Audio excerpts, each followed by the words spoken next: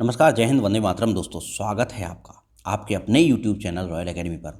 दोस्तों, सदैव की तरह आज भी हम बहुत ही इम्पोर्टेंट प्रश्नों से संकलित ये वीडियो लेकर आए हैं और इसमें इम्पोर्टेंट 100 प्रश्न रहेंगे पर्यावरण से संबंधित। ये प्रश्न आपकी super TET, UP TET, MP TET, REET या अदर स्टेट के टीचर्स एग्जाम्स के लिए बहुत महत्वपूर्ण है। चाहे वो सीटेट हो, चाहे वो केवीएस के एग्ज़ाम्स हों, उसमें जो है ये पर्यावरण के प्रश्न बार बार रिपीट होते रहते हैं। पार्ट 1 अपलोड कर दिया गया है, ये पार्ट 2 है, इसमें भी महत्वपूर्ण 100 प्रश्न रहेंगे। आप सबसे निवेदन है कि वीडियो को अंत तक जरूर देखिए। हर भाई, हर बहन, हर गृहिणी को मेरा वंदे मातरम, जय हिंद। शुरू करते हैं पहले प्रश्न से। किसके नेतृत्व में चिपको आंदोलन को बल मिला? तो चिपको आंदोलन को बल मिला सुंदरलाल बहुगुणा जी के नेतृत्व में। अगला प्रश्न, अलबरूनी जिस देश से आया था उसका नाम क्या था? तो अलबरूनी जो है उज्बेकिस्तान से आया था। भारत की संकटाग्रस्त पादप जाति में सम्मिलित है। तो जो चंदन है, चंदन के वृक्ष जो हो संकटाग्रस्त पादप जनजाति में शामिल हैं। भारत के कौन से जीवमंडल आवास विश्व के जीवमंडल आवासों के लिए बनाए गए हैं? जो मन्नार की खाड़ी है, यह जीवमंडल जो है आवास विश्व के जीवमंडल आवासों से जो लिए गए हैं। पश्चिमी घाट के सघन सदाबहार वनों को क्या कहते हैं? तो पश्चिमी घाट के जो सघन वन हैं उनको शोला कहा जाता है। और दोस्तों, गुजरात के जो घास के मैदान हैं, गुजरात के जो घास के मैदान उनको बन्नी कहा जाता है। क्या कहा जाता है? बन्नी। और दोस्तों, उत्तराखंड के जो घास के मैदान हैं उनको बुग्याल क्या कहा जाता है? बुग्याल या प्यार कहा जाता है। उत्तराखंड के घास के मैदानों को बुग्याल या प्यार कहा जाता है। और दोस्तों, हिमाचल प्रदेश की अगर हम बात करते हैं तो यहाँ के घास के मैदानों को मर्ग कहते हैं। तो ये जो है इम्पोर्टेंट घास के मैदान हैं भारत के। पश्चिमी घाट के शोला, उत्तराखंड के बुग्याल या प्यार, गुजरात के मर्ग और हिमाचल प्रदेश के या जम्मू कश्मीर के मर्ग घास के मैदान हैं। आगे इंपोर्टेंट प्रश्न है, भूमि की एक संकरी पट्टी जो दो बड़े भूभाग खंडों को जोड़ती है उसे भूसंधि कहते हैं। जो दो बड़े भूखंडों को जोड़ती है उसको भूसंधि कहते हैं। और जो दो बड़े जल समूहों को जोड़ती है उसे जल संधि कहते हैं या जल डमरू मध्य भी कहते हैं। भारत में वनस्पति एवं जंतुओं की सर्वाधिक विविधता पाई जाती पश्चिमी घाट में, केरल में, साइलेंट वैली में। काजीरंगा नेशनल पार्क कहाँ स्थित है? तो असम में स्थित है। और असम में मानस जो है नेशनल पार्क भी स्थित है। हमने दोस्तों नेशनल पार्क की एक महत्वपूर्ण वीडियो अपलोड की है, चैनल पर अवेलेबल है इंडिया जीके में, उसको आप ज़रूर देख लीजिए। उसमें आपके सभी नेशनल पार्क एक ही बार में याद हो जाएंगे। स्थान, लोग, वस्तु और प्रकृति जो किसी भी जीव को घेरे रहते हैं उसी को तो पर्यावरण कहते हैं। संसाधन जो किसी क्षेत्र में पाए जाते हैं परंतु जिनका अभी उपयोग नहीं किया गया है उनको संभावित संसाधन कहते हैं। और दोस्तों, अगला प्रश्न, सुंदरवन कहाँ स्थित है? तो सुंदरवन पश्चिम बंगाल में स्थित है। और दोस्तों, सुंदरवन जो है मैंग्रोव वनों के लिए विश्व प्रसिद्ध है। और यहाँ पर रॉयल बंगाल टाइगर भी पाए जाते हैं। और यहाँ पर गंगा और ब्रह्मपुत्र और मेघना नदी मिलकर विशाल डेल्टा का निर्माण करते हैं जो कि विश्व का सबसे बड़ा डेल्टा है। पश्चिम बंगाल में स्थित है। सिमलीपाल जीवमंडल आवास कौन से राज्य में है? तो उड़ीसा में है सिमलीपाल जीवमंडल। भारत में विभिन्न जातियों के पौधों की संख्या है तो लगभग 47,000 जो है पौधे उपस्थित हैं भारत में। पश्चिमी घाट पर पाई जाने वाली वनस्पति है तो ये सदा हरित रहती है और ये जो है इसका नाम है शोला। इसका नाम शोला है। यातायात, भूमिगत सुरंगों और गैरेज द्वारा स्वास्थ्य के लिए हानिकारक गैस कौन सी निकलती है? तो वो निकलती है दोस्तों कार्बन मोनोऑक्साइड, CO। ये यातायात, भूमिगत सुरंगों और गैरेज द्वारा निकलने वाली गैस है जो कि मानव के लिए बहुत हानिकारक है। अगला और महत्वपूर्ण सवाल आपका, भारत में व्यावसायिक ऊर्जा के स्रोत हैं। तो भारत में जो व्यावसायिक ऊर्जा के स्रोत हैं वो कोयला है, तेल है, प्राकृतिक गैस है और जल ऊर्जा है। ये व्यावसायिक ऊर्जा के स्रोत हैं। भाई कोयला से भी ऊर्जा प्राप्त करी जा रही है, तेल से भी की जा रही है, प्राकृतिक गैस से और जल से भी ऊर्जा प्राप्त की जा रही है। भूरा कोयला के नाम से पुकारा जाता है, तो लिग्नाइट को जो है भूरा कोयला कहते हैं। और सबसे ज़्यादा मात्रा में जिसकी एफिशिएंसी सर्वाधिक है वो एंथ्रेसाइट कोयला है। एंथ्रेसाइट में से सर्वाधिक मात्रा में जो ऊष्मा प्राप्त की जाती है। एंथ्रेसाइट उच्च कोटि का सर्वोच्च कोटि का कोयला है। ओजोन छिद्र का अर्थ है कि ओजोन की जो परत है वो पतली हो गई है। पर्यावरण की आधुनिक समस्या क्या है? तो भाई ओजोन परत का जो ह्रास हो रहा है ये पर्यावरण की वर्तमान समस्या है। और दूसरा है ग्रीन हाउस इफेक्ट। अब ओजोन की परत का जो ह्रास होता है उसमें उत्तरदायी है CFC, AC और फ्रिज से निकलने वाली गैस है। और ग्रीन हाउस के लिए सर्वाधिक जो है उत्तरदायी है वो है जलवाष्प। और वैसे ग्रीन हाउस गैस किसको बोला जाता है? तो कार्बन डाइऑक्साइड। और सर्वाधिक जो उत्तरदायी है वो जलवाष्प है। और वैश्विक ऊष्मीकरण, जो पृथ्वी का ताप बढ़ रहा है, यह भी पर्यावरण की आधुनिक समस्या है। पंखुड़ियों के अंदर फूल के बीच में कुछ पतली पाउडर जैसी रचनाएं दिखाई देती है दोस्तों, उसी को तो पराग कहते हैं, वही पराग है। अगला प्रश्न आपका है कि विश्व का वह भाग जहां मानव अधिवासी स्थायी है वह कहलाता एक्यूमेन। तो दोस्तों जहां पर मानव अधिवास स्थायी हैं उसको हम एक्यूमेन कहते हैं। मानव के जो अधिवास हैं जहाँ पर वो स्थायी हैं उस स्थान को हम एक्यूमेन कहते हैं। सर्वप्रथम पारिस्थितिकी स्तूप की परिकल्पना किसने प्रस्तुत की?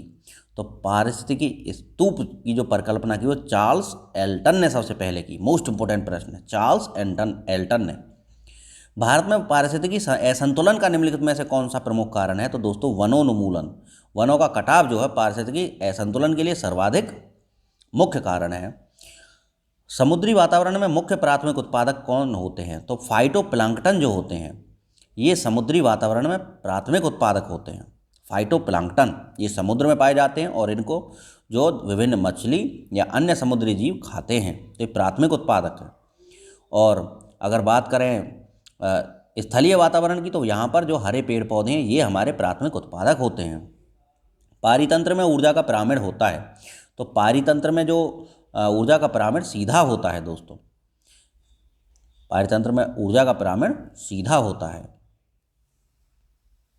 अगला प्रश्न है आपका, पारिस्थितिकी जीवों और उनके पर्यावरण के मध्य का जो अंतर संबंध है यह कथन किसने दिया है? तो PD शर्मा ने दिया है। PD शर्मा जी कहते हैं कि पारिस्थितिकी जीवों और उनके पर्यावरण के बीच में एक अंतर संबंध स्थापित होता है। तो ये PD शर्मा जी ने कहा।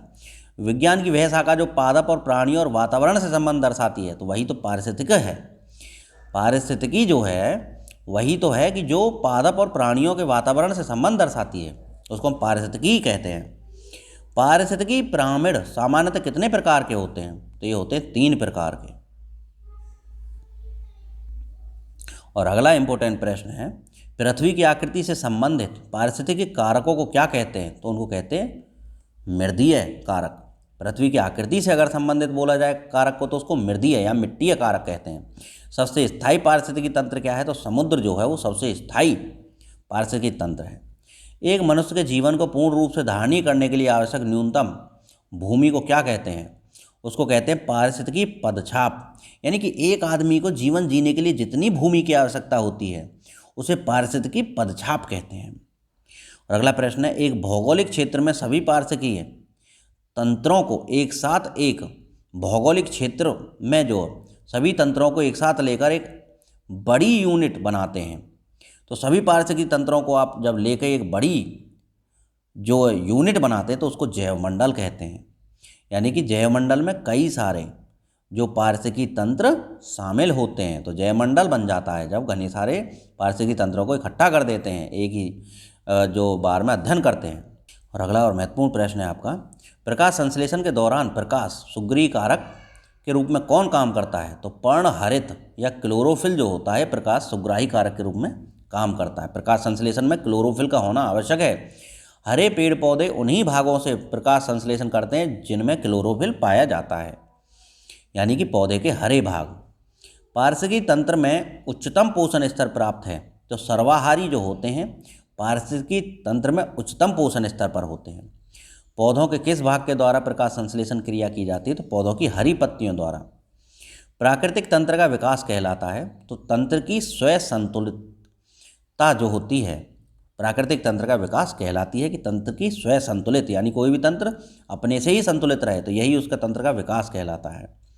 प्रकाश संश्लेषण की क्रिया कहाँ होती है? तो भाई हरित लवक में होती है प्रकाश संश्लेषण की क्रिया। और अगला इंपॉर्टेंट प्रश्न है, पारिस्थितिकी तंत्र कौन सी कार्यात्मक इकाई नहीं होती है? तो स्तरीकरण जो होती है यह पारिस्थितिकी तंत्र की कार्यात्मक इकाई नहीं होती है। स्तरीकरण पारिस्थितिकी तंत्र की कार्यात्मक इकाई नहीं होती है। मृत जीव किस पर आधारित होते हैं? तो भाई मृत जीवी हैं तो मृत पेड़ पौधों पर ही निर्भर रहेंगे। मृत और अपघटित पदार्थों को खाते हैं मृत जीवी। शेर, पक्षी, सांप और वृक्ष हैं, ये सब जैविक कारक हैं। भाई जैविक कारक वो होते हैं जो जिंदे होते हैं, जो सांस लेते हैं, है ना, जो प्रकृति के 5 तत्वों से मिलकर बने होते हैं वो जैविक कारक होते हैं। जो सांस लेते हैं, क्रियाकलाप करते हैं, ये जैविक हैं। और बाकी अजैविक में हो गया मिट्टी, वायु, जल, ये सब अजैविक कारक हैं। और विभिन्न रासायनिक तत्व, रासायनिक यौगिक।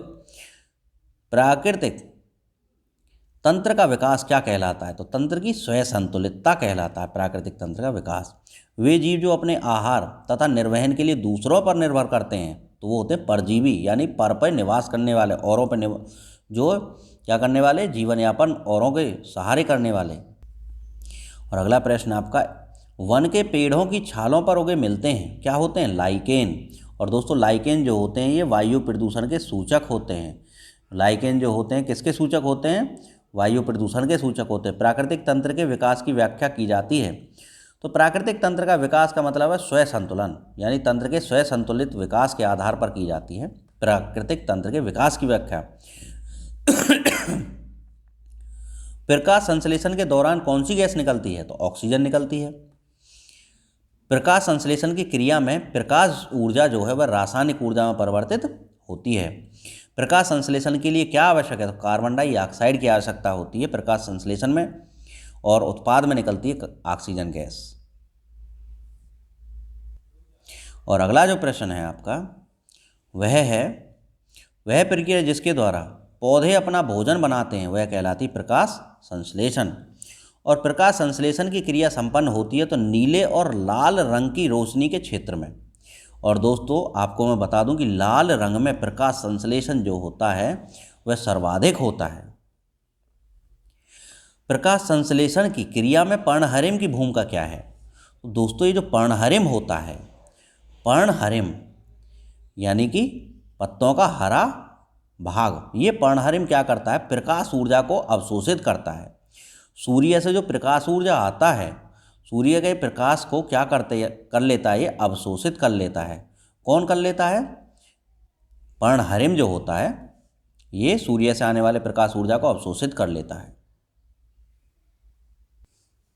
अगला प्रश्न है, प्रकाश संश्लेषण की क्रिया के दौरान सबसे पहले किस यौगिक का निर्माण होता है? तो भाई प्रकाश संश्लेषण में सबसे पहले फास्फोग्लिसरिक अम्ल का निर्माण होता है। इंपॉर्टेंट प्रश्न है, सबसे पहले फास्फोग्लिसरिक अम्ल का निर्माण होता है। किसी एक भौगोलिक क्षेत्र में सभी पारिस्थितिकी तंत्र को वृहद रूप में जीवमंडल कहते हैं। Repeated question. लोटिक पारिस्थितिकी तंत्र किसका उदाहरण है? तो लोटिक जो है ये पौंड का है। लोटिक पारिस्थितिकी तंत्र जो बहुत बार परीक्षा में पूछा जाता है, ये तालाब का पारिस्थितिकी उदाहरण है। जो तालाब का जो पारिस्थितिकी तंत्र होता है वह कैसा होता है? वह लोटिक होता है। ध्यान रखने की बात है, परीक्षा में पूछा जाएगा तो आप गलत मत कीजिएगा। अगला, एक कृत्रिम पारिस्थितिकी तंत्र निरूपित किया जाता है। तो भाई कृषि की भूमि जो है, जिसको हम खेत बना लेते हैं, मेड़ बना के चारों तरफ ट्रैक्टर से जुताई करते हैं, तो एक कृत्रिम पारिस्थितिकी तंत्र है। एक भौगोलिक क्षेत्र में सभी पारिस्थितिकी तंत्रों को एक साथ लेकर, बहुत तीसरी बार रिपीट हो रहा है प्रश्न और इम्पोर्टेंट भी उतना ही साहब, ये जैवमंडल कहलाता है। विश्व का वह भाग जो मानव विकास के लिए बिल्कुल अनुपयुक्त है उसको एक्यूमेन कहते हैं। जो मानव अधिवास के लिए जो स्थायी भूमि है, विश्व का वह भाग जिसमें मानव का अधिवास की इस स्थायी जो भूमि है जो अनुपयुक्त है वह एक्यूमेन कहलाता है। यहाँ पर मानव नहीं निवास कर सकता है। घास भूमि किस पारिस्थितिकी तंत्र में शामिल की जाती है? तो स्थलीय पारितंत्र है। समुद्र पारितंत्र के किस वर्ग में जैव निम्नीकरण का कार्य सर्वाधिक होता है? तो ये फाइटोप्लैंक्टन होते हैं। और समुद्र में जो प्राथमिक उत्पादक होते हैं फाइटोप्लैंक्टन। इन्हीं पे सब जीव जंतु समुद्र के आधारित रहते हैं भोजन के लिए। हैदराबाद में स्थित हुसैन सागर झील और हैदराबाद में कोलेरू झील भी है, किस जीव की वृद्धि से नष्ट हुई है? तो इसमें क्या हुआ दोस्तों, बंगाल का आतंक जो जलकुंभी कहलाता है, ये इसमें बहुत ज़्यादा मात्रा में पैदा हो गई। तो जलकुंभी की वजह से हुसैन सागर झील की जो जीव की वृद्धि है वो नष्ट हो गई। हमारे पर्यावरण का अजैविक तत्व है, तो भाई मिट्टी है, वायु है, पहाड़ है, पत्थर है, ये सब अजैविक घटक है। जो सांस नहीं लेते वो सब अजैविक घटक होते हैं।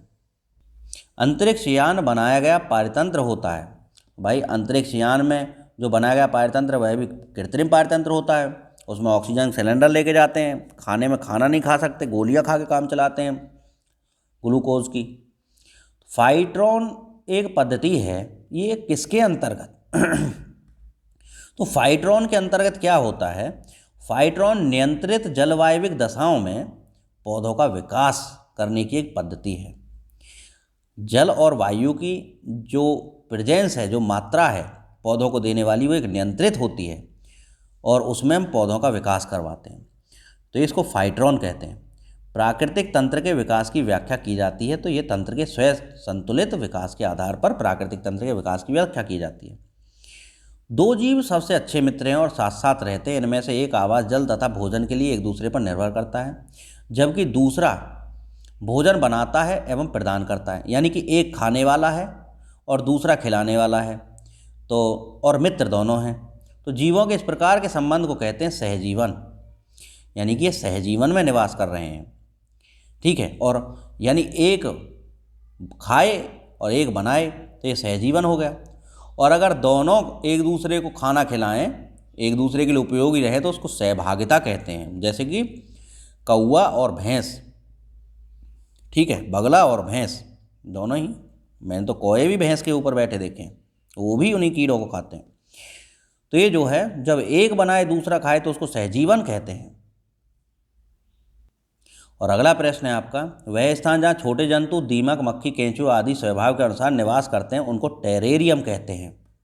ये जो छोटे छोटे जंतु हैं, दीमक हो गई, मक्खी हो गई, केंचुए हो गए, ये जहाँ पे रहना पसंद करते हैं उस स्थान को क्या कहते हैं? टेरेरियम कहते हैं। पारितंत्र का गतिक हृदय क्या कहलाता है? भाई ऊर्जा का जो प्रवाह है, ऊर्जा का जो प्रवाह है, यह पारितंत्र का, और खनिज का चक्र, ऊर्जा का प्रवाह जो एक रूप से दूसरे रूप में होता रहता है वह, और खनिज का चक्र, ये दोनों ही पारितंत्र का गतिक हृदय कहलाते हैं, क्योंकि ये फ्लो करते रहते हैं, हमेशा चलते रहते हैं। अगला प्रश्न है आपका कि जीवाणु एक्टिनोमाइसीस व कवक को कहते हैं। तो भाई जीवाणु को और एक्टिनोमाइसीस को और कवक जो होते हैं प्राथमिक उपभोक्ता होते हैं। ध्यान रहे, बहुत इंपॉर्टेंट प्रश्न है। जीवाणु हो गए आपके, और जो एक्टिनोमाइसीस हो गया, और जो कवक हो गए, ये जो आपके प्राथमिक उपभोक्ता होते हैं। मरुस्थल में उगने वाले पौधे को कहते हैं भाई जीरोफाइट। और अपघटक किस पोषण स्तर के जीव होते हैं? तो पोषण स्तर 4 के जीव होते हैं। तीसरे पोषण स्तर में आपके सर्वाहारी आते हैं, सर्वाहारी आते हैं तीसरे पोषण स्तर में।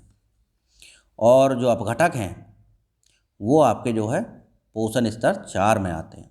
पारितंत्र में अजैविक और जैविक घटकों के मध्य की योजना कड़ी है, तो वह जैव संरचना जो है वह जैविक और अजैविक घटकों के मध्य की कड़ी है, जैव संरचना। पादप वृद्धि यानी पौधों की वृद्धि सबसे उपयुक्त है। दोमट मिट्टी में पौधे की वृद्धि सर्वाधिक अच्छी होती है। पौधे किस प्रकार का जल अवशोषित करते हैं? तो पौधे जो है केशिका से द्वारा जो जल अवशोषित करते हैं, और ये जो इन केशिकाओं को जो पौधे के जड़ों में होती हैं, इनको हम जाइलम कहते हैं, इनको जाइलम कहते हैं। तो जाइलम के द्वारा पौधे जल को अवशोषित करते हैं। और जो फ्लोएम होता है, फ्लोएम के द्वारा खाना जो हरी पत्तियों में बनता है फोटोसिंथेसिस के द्वारा, उस बने हुए खाने को पौधे के अन्य भागों में ले जाने का काम करता है फ्लोएम। तो फ्लोएम जो है खाने को, और जाइलम जो है जड़ से पानी को ऊपर लेके जाता है पौधे में। मरुस्थल पादप अधिकतर होते हैं, अधिकतर मरुस्थल पादप जो मांसल होते हैं। पारितंत्र में ऊर्जा का पिरामिड होता है सदैव सीधा। एक तालाब में पारितंत्र में जीवभाग का पिरामिड कैसा होता है? तो भाई जो ऊर्जा का पिरामिड तो होता है सीधा होता है सदैव, लेकिन जीवभाग का जो पिरामिड होता है वो तालाब का जो पिरामिड होता है जीवभाग का वो उल्टा होता है। घास स्थलीय तथा वन पारितंत्र में जीवन भार का पिरामिड कैसा होता है? तो घास और स्थलीय और वन पारितंत्र में जो जीव भार का पिरामिड होता है वह उल्टा होता है, और तालाब का भी उल्टा ही होता है। खाद्य जाल में ऊर्जा का प्रवाह होता है तो एक दिशीय होता है। भाई खाद्य जाल में जो ऊर्जा का प्रवाह है वह एक दिशीय होता है। उत्पादक से जाएगा उपभोक्ता में, प्राथमिक उपभोक्ता से द्वितीय उपभोक्ता में, फिर तृतीय उपभोक्ता में और फिर चतुर्थ उपभोक्ता में, यानी जो कि अपघटक होते हैं। पोषण स्तर 4 के जो होते हैं सब अपघटक होते हैं। तो एक दिशा में जो है ऊर्जा का प्रवाह होता है और इस पर 10% का लॉ काम करता है। 10% का अर्थ है कि प्रत्येक स्तर से अपने ऊपर वाले ऊर्जा स्तर में जो 10% ऊर्जा का ही ट्रांसफ़र होता है। अगर ये 100 किलो जूल ऊर्जा या 100 जूल ऊर्जा जो इसने खाई है तो ऊपर जाएगी केवल 10 जूल ऊर्जा। खाद्य स्तर के दूसरे खाद्य स्तर में जाने पर ऊर्जा का ह्रास कितना हो जाता है? 90% तो ऊर्जा ह्रास ही हो जाती है। केवल कितना परसेंट जाता है? 10% अगले ऊर्जा स्तर में जाता है। सबसे पहले पारस्यिकी स्तूप की परिकल्पना किसने की थी? तो चार्ल्स हेल्टन ने की थी। और सूर्य प्रकाश में उगने वाले पादपों को कहते भाई आतपोदभिद। सूर्य के प्रकाश में जो पादप उगते हैं इनका जो इम्पोर्टेंट है आतपोदभिद कहते हैं, आतपोदभिद। और जो मरुस्थलों में पौधे होते हैं उनको मरुद्भिद कहते हैं, जीरोफाइट्स। अधिक वर्षा वाले उष्ण क्षेत्र यानी गर्म क्षेत्रों में भारी वर्षा होती है, अतः वहाँ वन होते हैं, सदाहरित वन होते हैं। ज़्यादा वर्षा वाले उष्ण क्षेत्रों में सदाहरित वन पाए जाते हैं। और अगला प्रश्न है, उन क्षेत्रों में जहाँ ग्रीष्म में यानी गर्मी में परंतु गर्मी में भारी परंतु सर्दी में कम वर्षा होती है, वहाँ वन किस प्रकार के होते हैं? तो वहाँ पे घास वन होते हैं। भाई गर्मी में भारी बारिश होगी और सर्दी में कम बारिश होगी तो क्या होगा? वहाँ पे घास वन ज़्यादा पैदा हो जाएंगे। वायुमंडल का वह क्षेत्र जिसमें बादलों का बनना, बिजली का कड़कना और तूफान आंधियों का आना होता है तो उसको क्षोभमंडल कहते हैं। और इससे ऊपर समताप मंडल होता है। समताप मंडल में जो है हवाई जहाज उड़ते हैं। और इसके ऊपर मध्यमंडल होता है और मध्यमंडल का तापमान सबसे कम होता है। ये ठंडा मंडल जो कहा जाता है वो मध्यमंडल को कहा जाता है। इसके ऊपर आयन मंडल होता है। आयन मंडल क्या करता है? हमारी जो रेडियो एक्टिव तरंगें हैं उनको ये परावर्तित करने का काम करता है। और इसके बाद होता है बहिर्मंडल। क्या होता है ऊपर? बहिर्मंडल। और आपको पता होना चाहिए कि पृथ्वी के ऊपर जाने पर हर 165 मीटर की ऊंचाई चढ़ने पर 1 डिग्री सेंटीग्रेड तापमान कम हो जाता है। और दोस्तों समताप मंडल की ऊपरी हिस्से में ही ओजोन परत पाई जाती है। अगला जो इम्पोर्टेंट प्रश्न है, मृदा परिवर्धन को कहते हैं तो मृदा जनन कहते हैं। मृदा परिवर्धन को मृदा जनन कहते हैं। वृहद जलाशयों में यानी बड़े जलाशयों में अधिकतम तापमान कैसा होता है? तो भाई अधिकतम तापमान देखिए, जब ये बड़े जलाशय है तो इसका जो ऊपरी हिस्से का जो पानी है उसका तापमान सर्वाधिक होता है। यानी कि कह सकते हैं ऊपरी स्तर या सतह का जो तापमान है वह कैसा होता है? वो अधिक होता है। तो वृहद जलाशयों में अधिकतम तापमान ऊपरी स्तर में ही होता है, नीचे का पानी ठंडा रहता है। घटपर्णी वन क्षेत्रों की विशेषता है, सॉरी दोस्तों घटपर्णी नहीं है, दृढ़पर्णी है।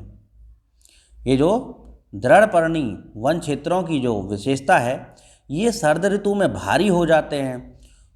जो सर्द ऋतु में यहाँ पे भारी वर्षा होती है और ग्रीष्म ऋतु में यहाँ पे कम वर्षा होती है दृढ़पर्णी वन क्षेत्रों में। और जहाँ पे गर्मियों में ज़्यादा वर्षा हो और सर्दियों में कम वर्षा हो वहाँ पे घास के मैदान अधिक पाए जाते हैं।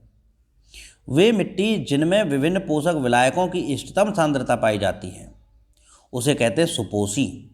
इनमें बहुत सारे पोषक विलायक पहले से ही घुले हुए रहते हैं, इसको सुपोषी कहते हैं।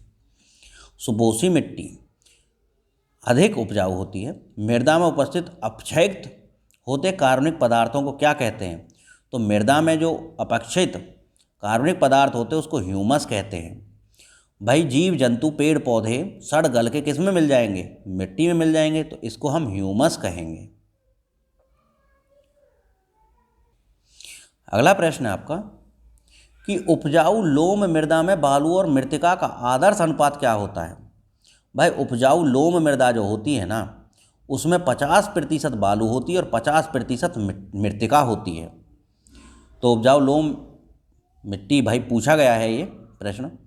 बालू और मृत्तिका का जो आदर्श अनुपात है वो 50% यानी 50-50 का है।